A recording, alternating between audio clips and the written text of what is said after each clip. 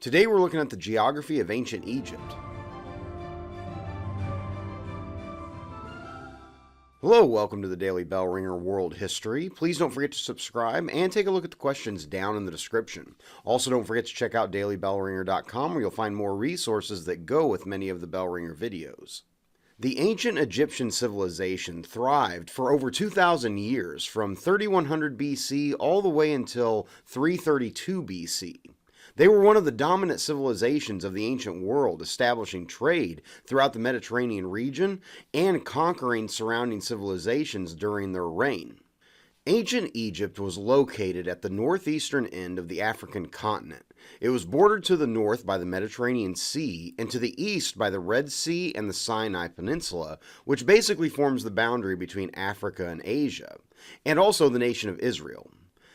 To Egypt's southern border today is Sudan, but in ancient times the region was known as Nubia, and the people of this region would be conquered by and then conquer ancient Egypt.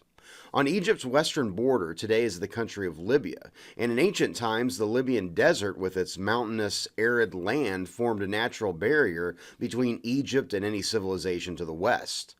The story of ancient Egypt really revolves around one geographic feature, that being the Nile River. Greek historian Herodotus famously said Egypt is wholly the gift of the Nile. The Nile was the lifeblood of ancient Egypt, with Egypt located in the dry, hot, arid climate of the Sahara Desert, where temperatures regularly exceed 100 degrees. Water was and still is a precious resource.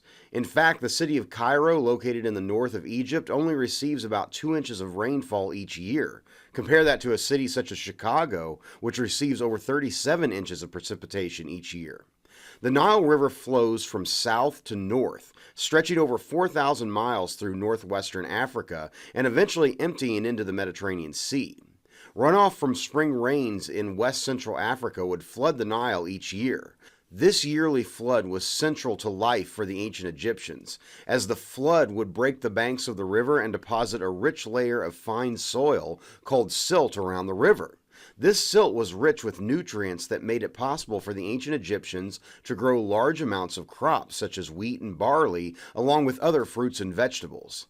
Ancient Egyptian farmers constructed complex irrigation systems with canals, ditches, dams, and reservoirs to channel water to their fields.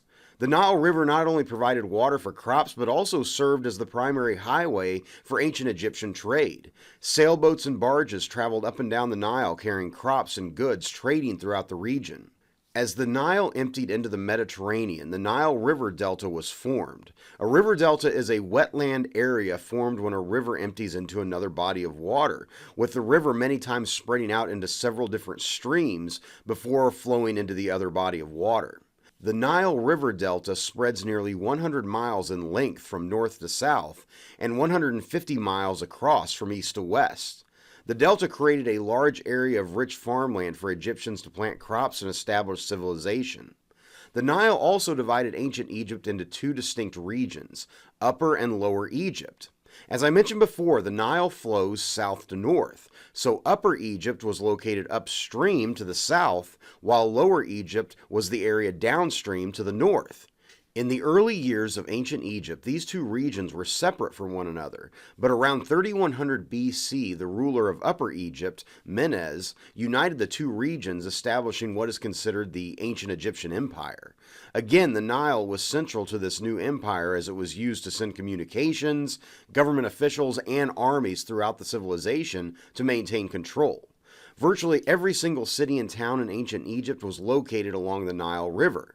Some key ancient cities along the river included Memphis, which served as the capital of Egypt during what was known as the Old Kingdom, and then further south the city of Thebes, which was the capital during the New Kingdom. In and around these cities that dotted the landscape along the Nile, Egyptian pharaohs or rulers built elaborate temples, monuments, fortresses, and tombs to demonstrate their dominance over the region. As the civilization grew more advanced and powerful, the borders of the empire expanded, pushing further south and to the northeast.